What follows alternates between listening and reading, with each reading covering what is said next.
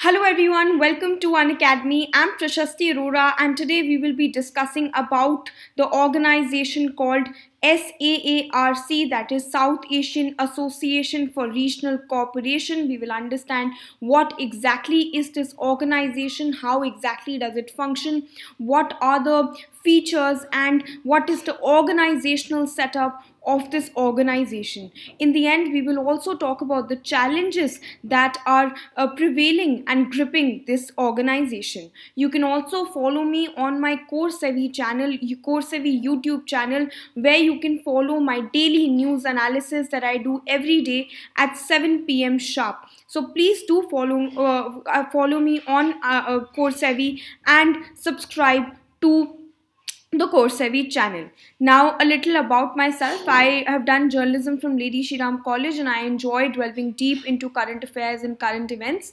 And I also enjoy teaching polity, for which you can find my course on Unacademy platform. Please do follow me on my Unacademy profile to get all the important updates. The name is Prashasti 1232. Also, you can avail a 10% discount by using the code PRAS10. Also, do follow me on my Telegram channel, for which this is the link. So please do follow me on my Telegram channel to understand when I do my syllabus, how I have covered the syllabus and how, what is the plan of action now. Now, a little about a very important announcement. Iconic price hike is coming very soon, so please do get the subscription right away. It will connect you with a personal coach. It will help you with mains test series with evaluation. There'll be customization of your study planner. You can attend study booster sessions. You can be part of high intensity workshops. You can practice answer writing daily and accelerate your preparation with daily content. So if you have the Plus subscription and you've not upgraded it to the Iconic subscription, please do that right away. And this is the benefits that you will avail. Now, the biggest discount of 2020 is finally here. The combo offer is here.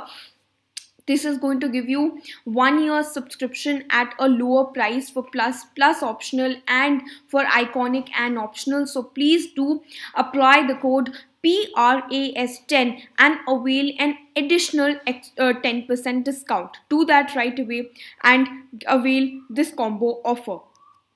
Now, talking about the contents, we will first discuss what exactly is the organization all about. Then we will discuss its background. We will talk about its objectives and areas of cooperation. We will talk about why is SAARC so important for India and how is it important in general as well. We will talk about the bodies, the structures and the specialized bodies that is present in the organization. And in the end, we will talk about the irritants and the challenges that are gripping this organization. If you have any doubt, if you want me to clarify anything, please let me know in the comment section. Okay, what you have to remember is that in the last few months, we know that the Prime Minister held a virtual conference for all the leaders of the SAARC nations. Now, remember that during the conference, he discussed the potential impact of the virus and pledged $10 million to the SAARC relief fund. Please remember that these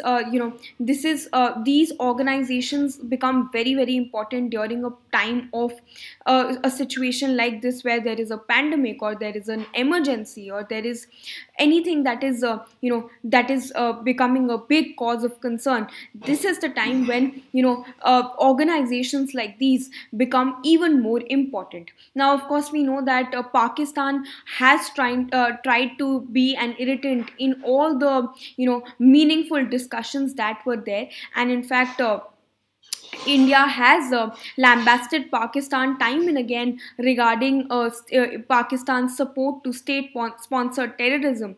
And in fact, Pakistan has, of course, again been very active for all the wrong reasons to ensure that there is no meaningful conversation or discussion that takes place on the topic. Now, talking about a little background of the association, remember that the idea of a regional association of nations in the South Asian region can be, traced back to the former Bangladeshi President General Zia-ur Rahman. Now, remember that the foreign secretaries of India, Pakistan, Bangladesh, Nepal, Bhutan, Sri Lanka, and Maldives met in 1981, and the foreign ministers of these nations met in 1983, and this was when finally the association came into being. Now, when was the first SAARC summit held? It was held in 1985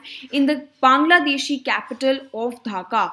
Now, these 7 nations continued to function, and in 2007, Afghanistan joined the organization and became its 8th member. So, India, Pakistan, Bangladesh, Nepal, Bhutan, Sri Lanka, Maldives, and Afghanistan are the nations of the association. Of the other members of the association. Of course, every organization does have, some member nations and some observers. Now, some observers of this of SAARC include Australia, China, European Union, Iran, Japan, Myanmar, South Korea, US, okay? And even Mauritius. Now remember that all the decisions that are taken in this organization are taken by consensus. ठीक है, consensus से ही सारे organisation के जो decisions होते हैं that is taken place. ठीक है, now these just have a look at these nations and you can remember it better. So we have Maldives, Nepal, Pakistan, Sri Lanka, Afghanistan, Bangladesh, Bhutan, and India. Okay. Now talking about the objectives and areas of cooperation. We know that every organization has some areas of cooperation and some, underlying objectives that make it, that make the organization more, more towards the vision, and, it gives a better, framework to the organization. Now, the first important objective of SAARC is to promote the welfare of the people of South Asia and increase the standard of living. Now, of course, the second important area of cooperation is the objective, in fact, is to accelerate economic growth and social progress. Then, of course, to promote and strengthen collective self-reliance amongst the members. Okay, self-reliance amongst the members will ensure that nations are working towards their national interest and trying to strengthen the economy that they are building. Also, to contribute to mutual trust. There should be some level of mutual trust that exists between the members of SAARC in order to ensure that there is mutual respect and better acceleration of growth. Then there is also this objective of active collaboration and mutual assistance. Then to strengthen collaboration with other developing countries. Then also to strengthen cooperation between the members in other regional and international organizations. So these are some of the important objectives and areas of cooperation of the organization called South Asian Association for Regional Cooperation. Also, what we have to remember is that some of the areas that the cooperation there is cooperation in includes agriculture and rural development, women, youth and children, health and population matters, science, technology and climate change. Then there is human resource development and also transport and energy. So please remember that these areas of cooperation become very, very important for every nation's enhancement of their national interest. And we know that these organizations and these forums provide nations a platform to voice their opinions and their grievances regarding anything that is happening. And of course, I have also talked about ASEAN, and I've explained the entire I've also explained the other important institutions, for example, the World Trade Organization and United Nations. So please do have a look at that as well. So this was about some of the objectives, important objectives and areas of cooperation. In fact, what we also have to remember is that SAARC has established working groups on the following subjects as well, starting with biotechnology, then there is information and communication technology, okay? Then there is international property rights, and there is tourism and energy. So these are some of the working groups that have been established under SAARC, which will in turn enhance these areas for all the nations, member nations. Now, why is SAARC exactly important for India? The first fact of the matter is that member nations of SAARC contribute towards 3% of the world area, 21% of the global population, and a combined gross domestic product of around USD 3 trillion. Now, these numbers tell us why it is important for India. Now, of course, it is a densely populated area with more or less similar culture and customs. Now, in fact, even in my GCC explainer, Gulf Cooperation Council explainer, I talked about the fact that how important geographically, if these nations are very, very close, then their culture and their customs are intertwined with each other, and that makes the nations want to cooperate even more. Now, the socio-economic conditions of these states are more or less similar, and these nations are in more or less the same level of development, especially in matters related to poverty, growth, security of the nation, etc.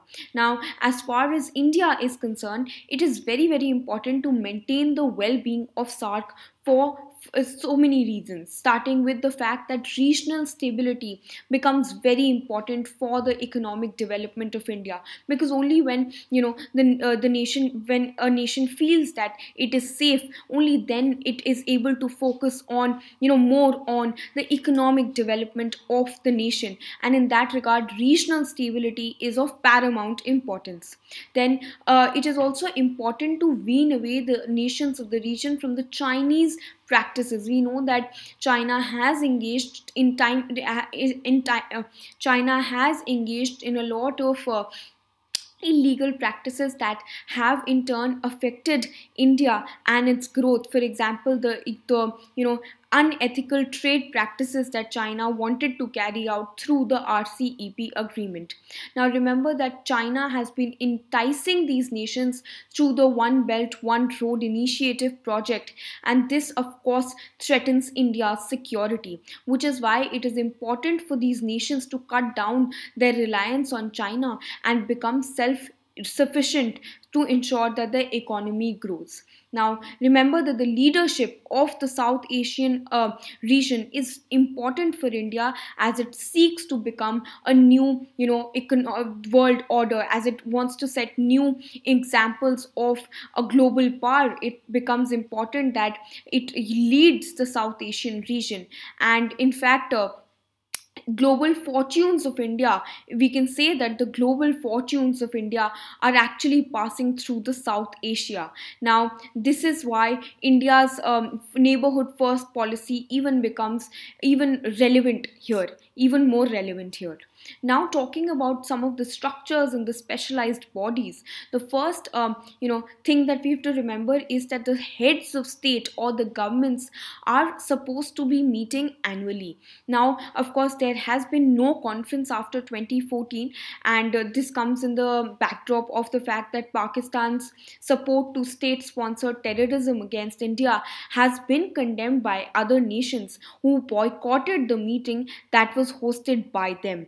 Now, in fact, the foreign ministers too are supposed to be holding a dialogue at frequent intervals in order to ensure that there is a movement that is happening among the members. Also, the SAARC secretariat is, please remember, it is based out of Kathmandu in Nepal. So this was about the structure. Now also remember that other specialized bodies too are there. For example, the SAARC Arbitration Council in Pakistan, which ensures that there is some level of third party intervention, or some arbitration and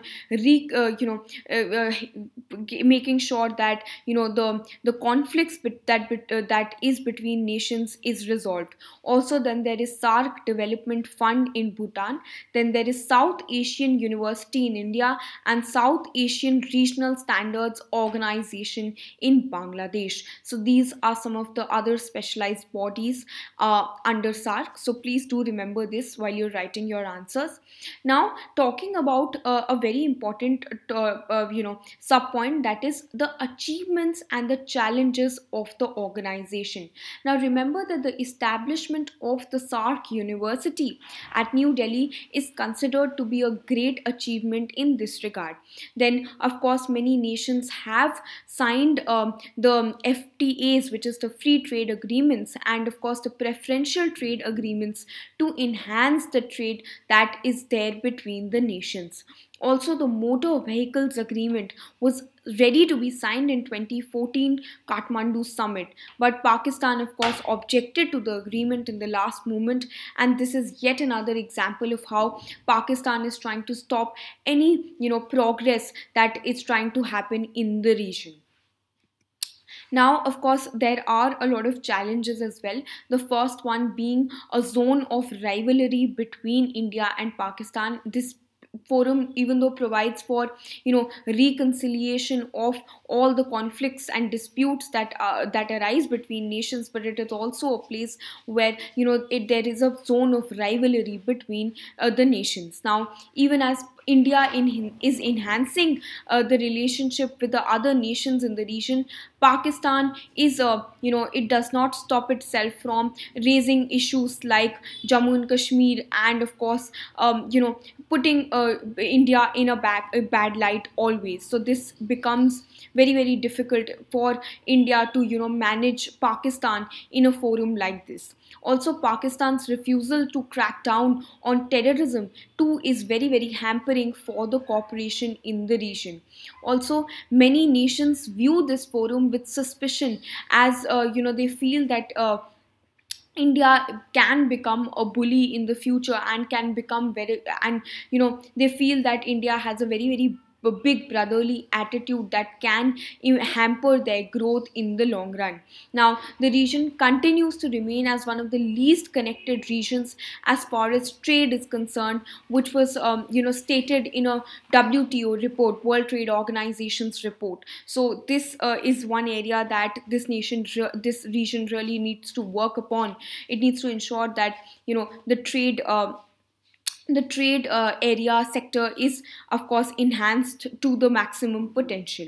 So this was about the organization. Please do have a look at my other explainers on G20, BRICS, and the daily news analysis that I do every day on the Coursera platform. So this was it. Please do get the Unacademy subscription right away. You can apply the code PRAS10 and get the 10% extra discount. This is where you can put the code.